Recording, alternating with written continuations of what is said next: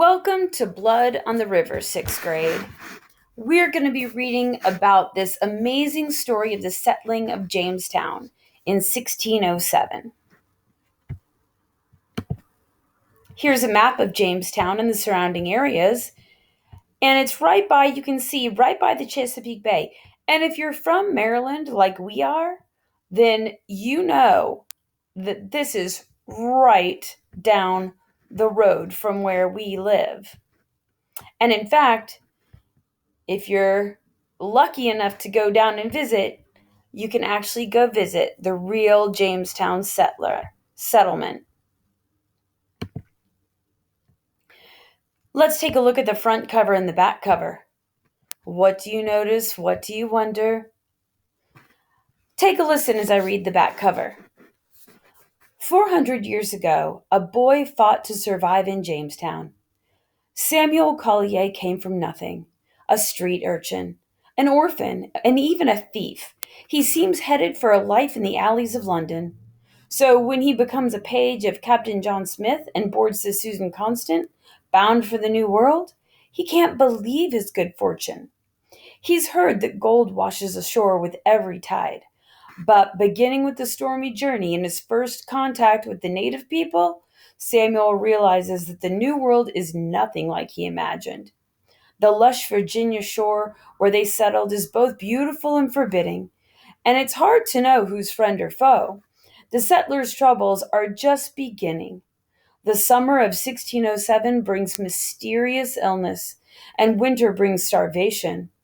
It's soon clear to Samuel that the ways of the English don't always work in this unfamiliar land.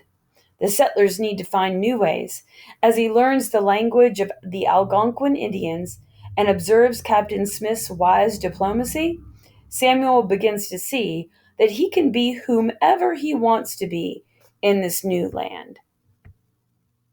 What did you notice, and what do you wonder about what we just heard?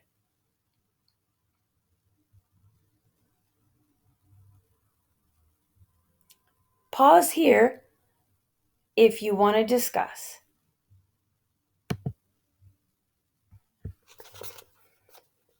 Chapter 1.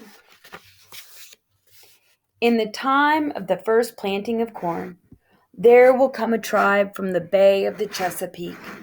This tribe will build their longhouses on the land of the Powhatan. They will hunt and fish and plant on the land of the Powhatan. 3 times the Powhatan will rise up against this tribe. The first battle will end and the Powhatan will be victorious. But the tribe will go strong again, and the Powhatan will rise up. The second battle will end, and the Powhatan will be victorious. But the tribe will go strong once more. The third battle will be long and filled with bloodshed. By the end of this battle, the Powhatan kingdom will be no more. Prophecy delivered to Chief Powhatan, ruler of the Powhatan Empire, by his trusted priests, sometime before the Christian year 1607, just before the settlers get there. London, England, October 1606. My feet slap, bare and cold, on the cobblestones. I'm breathing hard from running. I turn the corner. The street is dark, empty. It's my chance. I find the right door under the sign with 3 gold balls. I've carried a rock with me. I slam the rock down hard on the padlock, pounding until it breaks free. Inside the pawn shop, it is quiet and musty. It smells of old wood and candle wax. There is the locket displayed on the piece of beaver felt. I close my fingers around the cool, smooth silver. I haven't touched it since the day she died. Mine. It should have been mine because it was hers. I pull, but it's wired down tightly. I hear footsteps outside. I panic, yank on the wire, too hard. The wire slices my hand. I see my blood drip, but the locket is in my grasp. You, boy! A man lumbers into the shop. It's the shopkeeper come from his house across the street.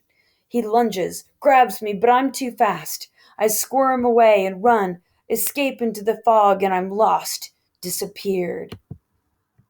I walk along the docks, past the dark hulks of ships, bobbing slowly. My heart is still racing.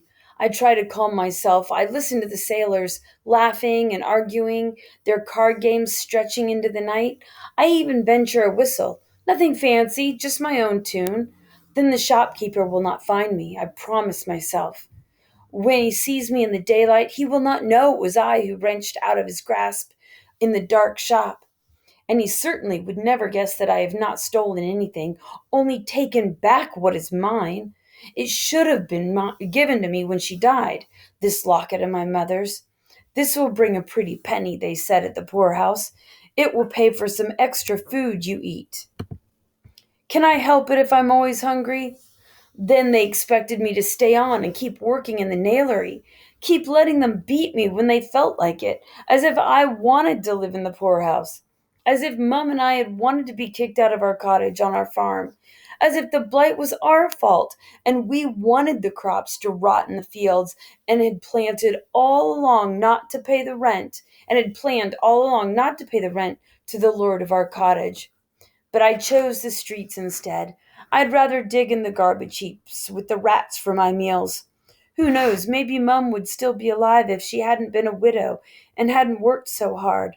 First for the greasy fat gentleman who owned our farm and cottage, and then after we'd been kicked off, making nails for 12 hours a day to pay our way at the poorhouse. Maybe she would still be alive if she had had an easier time of it. Not my father, though. He would have drunk himself to death no matter what.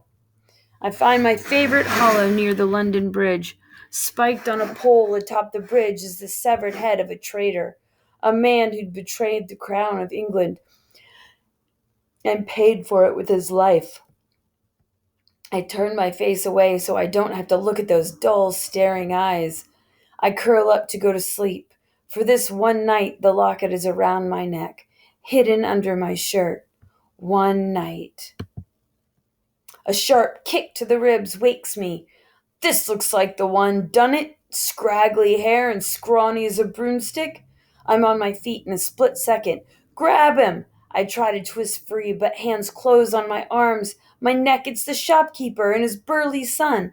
I thrash and kick, and they tighten their hold until it hurts. The shopkeeper pulls on the locket out from under my shirt. Ah, what have we have here? He says. A grin shows teeth brown as worms. It's mine, I cry. Mine! They don't listen. They talk between themselves as they tie my arms behind me with ropes. The magistrate will enjoy this delivery. Another criminal off the streets. The sooner he's hanged, the better. I throw my head back hard, and it hits the son square in the chin. Yow, he cries. He made me bite my tongue. He returns my blow, one swipe with his hand to the side of my head, just like my father used to do. And just like in the old days, I see black. I feel my knees crumple. I'm out before I hit the ground.